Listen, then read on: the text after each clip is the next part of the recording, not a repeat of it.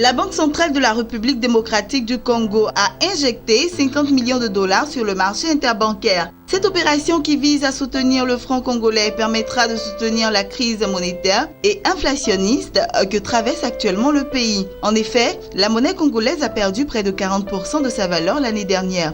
Dans le même sens, la croissance de la RDC a ralenti à environ 2,5% en 2016 contre 6,9% en 2015. La Banque centrale congolaise prévoit une croissance de 2,9% cette année.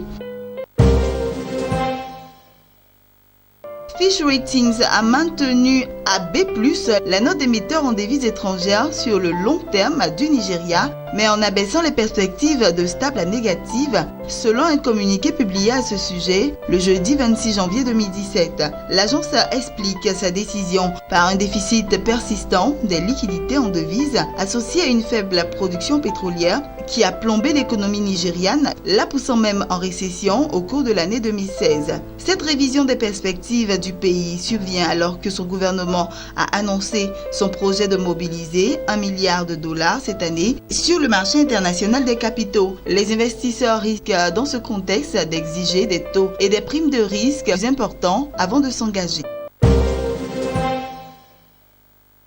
Après Richard Sourbiel, le vice-président de l'agence française Agence du Voyage, les réservations pour la destination tunisienne ont repris vigueur avec une hausse de 39% de la demande en décembre dernier. La peur suscitée chez les Français par les attentats semble s'escompter. En 2011, la Tunisie accueillait près de 1,5 million de vacanciers venant de l'Hexagone. En 2016, il n'était plus que 400 000 à choisir la Tunisie. Face à la reprise annoncée des arrivées de touristes français, les autorités tunisiennes reprennent espoir, mais restent prudents.